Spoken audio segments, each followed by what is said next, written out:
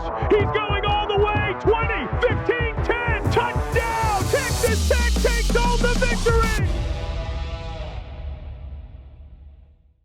Welcome to the Broadway Shuffle. On today's episode, we are pleased to be joined by Texas Tech star pitcher NiJaree Canady is joining the Broadway Shuffle for the very first time ahead of the 2026 softball season.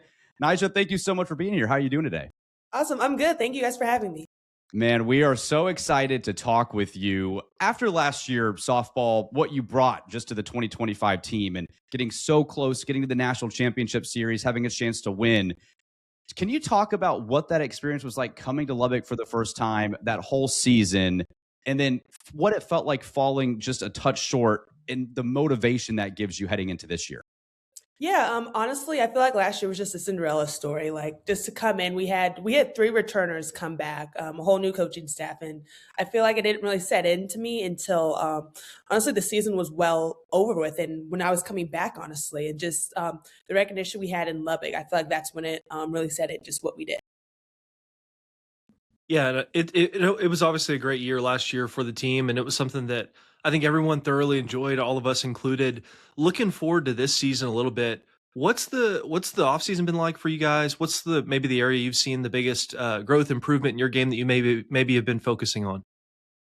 Yeah, I feel like once you get to year 4, there's not so many places you can grow at. Especially like I remember my freshman year, going from freshman to sophomore. I feel like there was so many things I wanted to improve on, and just a million different things I had to work on. And then obviously senior year, I feel like it's more just trying to fine tune what you have. I feel like all athletes kind of go through that. Just as you grow and develop, it's more about just finding little places to get better at. So I feel like I've just been trying to work on that. Similar to the football and basketball teams, you guys have brought in a ton of new pieces and transfers this year. What is that process like for y'all trying to integrate and just like get closer to the whole team and get ready for the season? Yeah, I feel like it's just about trying to bond. I mean, we of course have like the on-field bonding and just trying to trust each other as teammates. But then there's a piece off the field that you have to work on too, and just not only being teammates but being friends and best friends. I mean, so I feel like this fall we've just been like hanging out with each other, going to games together, like supporting different sporting events and things like that. And I feel like you're really going to see that like on the field and just how well we mesh. So a week ago, the preseason rankings come out, #1 in the country. Last season, Texas Tech, with your addition to the team, there was expectation, but not necessarily get to the championship and win the whole thing. This year, obviously being preseason, at least from a national mind, you guys might have had that, but from a national perspective, this year, when you come out ranked #1, the expectation is clear. Go win a national championship. Yeah. How are you and the team managing those? Do you talk about it? Is it something that you sit and go, guys, this is our goal, it's written on a bulletin board? Or is it we're still taking it game by game, day by day, and we'll get to the summer and get back to Oklahoma to eventually win a championship? How do you handle those heightened expectations? Yeah, honestly, I feel like it hasn't affected our team at all. I feel like especially in softball, anyone can beat anyone at any different time. Like you saw that last year. Like we were at 12 seed and we ended up going to the national championship series. So I feel like it rankings, especially early in the year, doesn't matter at all.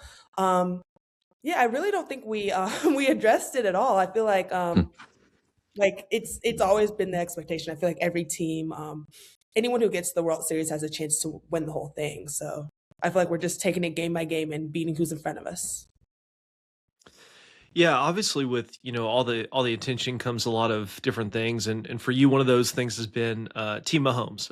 Talk about that experience. What's that been like just for you and your time here at Texas Tech?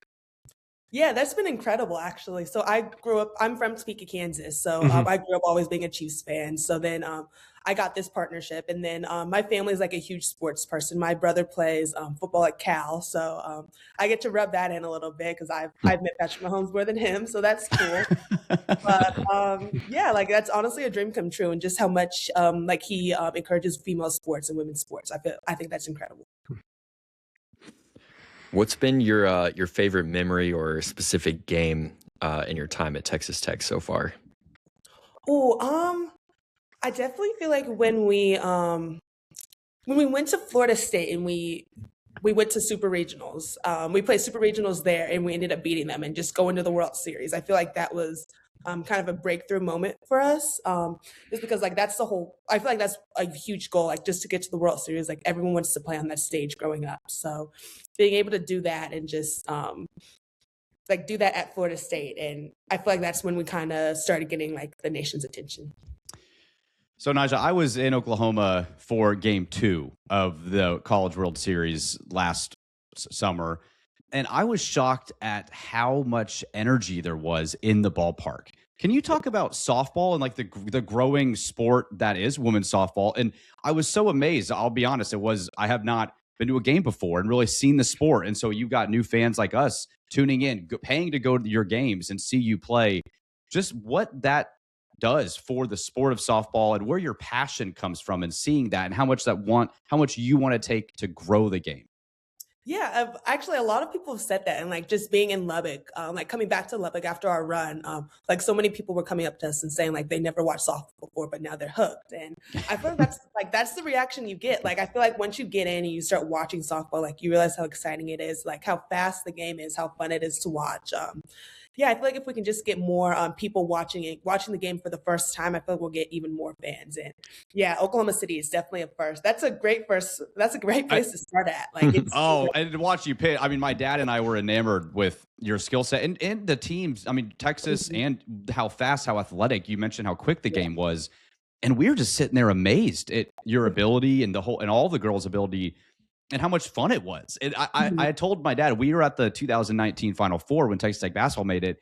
And when we got down to the wire to win Game 2 there, I was like, I'm more nervous for this game, I think, than I am that. Like, I feel the energy here. I'm just like anxious for this. And to see you guys get that win was awesome. But I think it's amazing what you're doing for the sport of softball and the energy that you guys are bringing to the Texas Tech fan base. I wanted to ask you that too.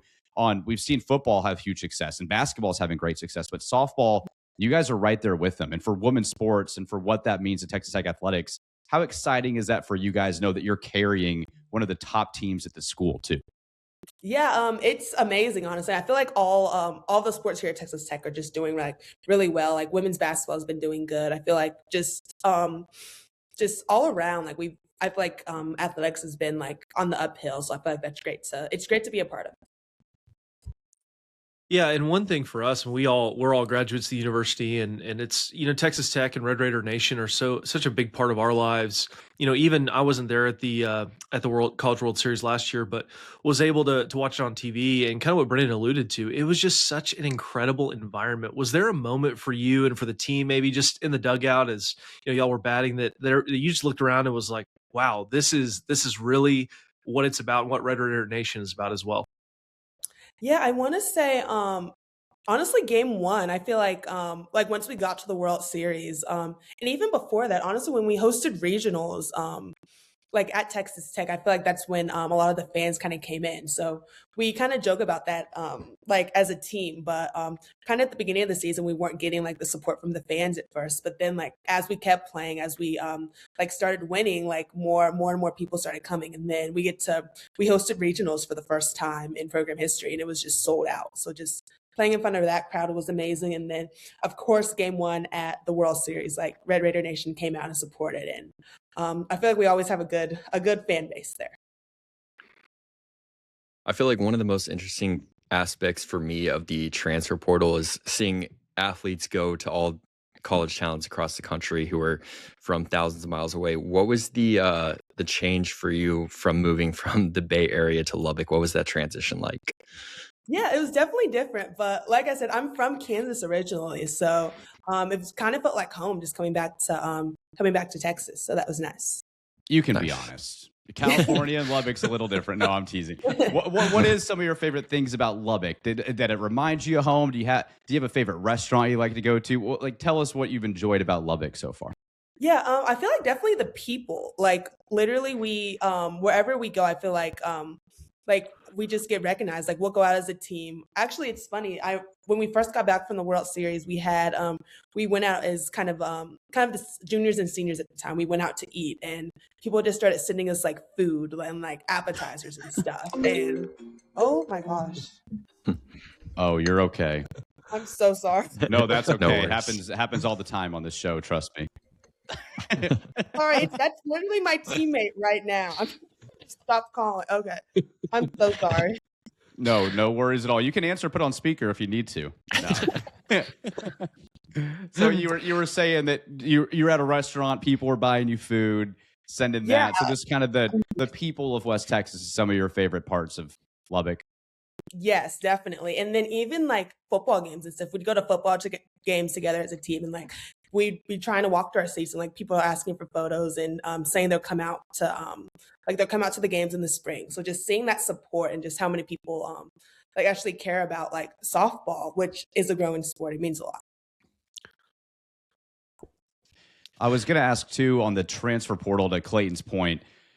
We hear about it in football and basketball a lot. It seems like just this crazy process. Like you enter the portal, you have schools essentially bidding for you and all of that. But can you walk through, with whatever you're allowed to walk through, like how that process really looks? Like, are you just entering your name into an actual portal and then you're getting visits or being reached out to? Like, how did that process go for you and ultimately lead you to Lubbock? Yeah, well, actually, it was funny. So I went through like there's like paperwork you fill out or like online like forms and stuff, and then you go in, and then maybe I didn't look hard enough, but I never got like a confirmation email or anything. So there was a weekend I was like I was like, I don't know if I'm in the portal or not because I didn't get anything back. And then I remember I was brushing my teeth one day, and then like I got like a city, like a number called me from like a city, and I answered it, and it was like a college coach. So that's how I knew I was officially like in the portal, and then coaches could contact you. And then again, you think you get like an email or something, it's an important thing you're doing, but I didn't get anything. And then like my phone just started beeping. I was like, okay, I think I'm in the portal now. But yeah, so that was cool. I always think that's funny. But yeah, and then after that, you kind of just talk to coaches, figure out like who you're interested in. And yeah, it's funny. I already had a little relationship with Coach Glasgow. He recruited me at Louisiana a little bit the first time around, and he actually he knows my travel ball coach, so I already kind of had that relationship. And then like I said, he recruited me the first time around when I was in high school, so I already had a little relationship with him. It's awesome. Yeah, it's interesting. You know, we're obviously none of us were Division I student athletes. Would have loved to be. It just didn't work out for us. You know, we're not quick enough. We're not fast enough. We don't have much talent. But it's interesting just from our perspective, and I think from the average fan's perspective, of what the transfer portal has meant to college sports, right? I mean, the softball team this year has so many new faces. Football team, we know what happened there, basketball and all the other sports as well. Can you talk a little bit about what that's been like? Not necessarily your experience, but when you have these new players come in each year, and like we're seeing this year for softball, and what that means for college sports moving forward. Yeah, I feel like for our team, it just it just brought it up to a level. I mean, I feel like we just scrimmaged today actually. Now, like you're going against all Americans on the other team, so like you have to go out there and compete. So it's definitely like there's a part of it where you're friends with everyone, of course, but as soon as you like step in between the lines, like it's a dogfight, and I feel like it's good. I'm having to better myself every day just because I'm facing all Americans up and down the roster. You brought up Coach Glasgow a second ago. We're actually speaking to him soon. I'm curious, what's your relationship like with him as a coach, and what can we expect from him when we get to talk to him? Yeah, he's definitely like straightforward. I feel like if you ask him a question about something like what you need to improve on, what else you have to do, like he'll give it to you straight up. And I feel like that's one of the things I like about him. And then like he just wants you to play the game hard. Like if you make a mistake, he'd rather you make the biggest mistake in the world and commit to it than just kind of like not being sure of yourself. So he definitely wants to play the game big, play the game with respect. And yeah, he just wants to see his team succeed. Okay, one thing I was thinking about too was your usage rate last season. I think a lot of people that are unfamiliar with softball were like, what? She's pitching every single game, almost every inning, and her arm doesn't get tired. And was that something, that durability that you have to work on? Or have you been able to do that since you were young, growing up playing tournament ball? Like what we see it and we're like, oh, we're throwing her out on the mound again. Like, are we sure? And you're going out and killing it again. So can you talk about how that actually works and what you do to prepare yourself to pitch almost every single game during the season? Gotcha. Yeah. I feel like a lot of it, honestly, I owe a lot of credit to Tyler, our strength and conditioning coach. Like I did a lot of like work with him just in the off season, and then early January I'm doing it again, just preparing for season. But it's definitely a lot of prep and just like all season wide, just all season long. I mean, just preparing for that, and then also being smart like during season. So knowing, I feel like knowing eventually want to be in Oklahoma City. So like of course the coaching staff knows it's better to like to take a loss now and be able to like and then being able to pitch like later in the season. So I feel like it's just like communicating and then again working with my strength coach a lot. It was unbelievable to watch. I was just amazed watching. It's something that is it's so unique to the sport of softball. Like in Major League Baseball, an example, but you can't do that. But with the ability, how you guys are able to throw the throw the softball, it was a pleasure watching. So I wanted to read your stats too, because this is something that I think is you finished 34-7 last year with a 1.11 ERA and 319 strikeouts. Pitcher of the year, first team All-American. Is there one thing outside of a championship that you have on a personal goal for you? You pretty much knocked out everything you can in this sport the last 3 years. Do you have one goal outside of winning a national championship you'd like to see yourself achieve? Is it 400 strikeouts? Is it sub 1 ERA? What are you shooting for in 2026? Yeah, actually I'm looking to get hopefully 1,000 career strikeouts. So that's on my goal. So hopefully I can get that, and then yeah, national championship. I think that's about it. That's pretty Yeah. self-explanatory, I think, for this team. Yeah. What do you think? You know, you've been obviously in Lubbock for a good amount of time now. What would a national championship for Texas Tech softball mean, not only for women's sports, but also for Texas Tech University and West Texas as a whole? Yeah, I feel like just the fan base here deserves that. I mean, like I said, when we came back that summer, I remember we were going out to actually I was hoping to like host the recruits we had like coming in and just like the transfer.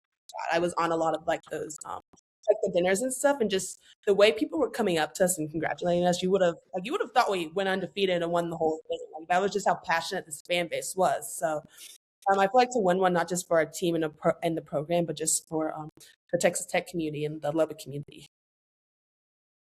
Who's the funniest player or coach on the team? And you're allowed to say yourself if that's your answer. Cool. I definitely think maybe Mia Williams or Victoria Valdez. They're funny. Okay, nice. Do you guys have like just a very funny team in general? Do you feel like it's hard to get people to open up and become good friends like that? Or is it like, oh, Mia's constantly in the locker room just making everybody laugh? Oh yeah, I think we're all like a very funny team. Like we all like to crack jokes. So. That's awesome. Well, NiJaree, we are so excited to watch you compete here in 2026. And I can promise you, I guarantee you softball is going to have a lot more people tuning in February, not just May, this upcoming season. We are so excited to see you play. And thank you so much for taking time to be with us today on the Broadway Shuffle. And we can't wait to see you here in a couple weeks. So first game, first week of February. I guess I'll get you out here with this. You expect to go out and pitch a shutout your first game of the season? Hopefully that's the goal. So hopefully. That's the goal every game. Well, NiJaree, thank you so much for being here. We look forward to talking to you again soon, and good luck this year, all right? Awesome. Thank you, guys. All right. There goes NiJaree Canady with Texas Tech softball. Texas Tech takes home the victory!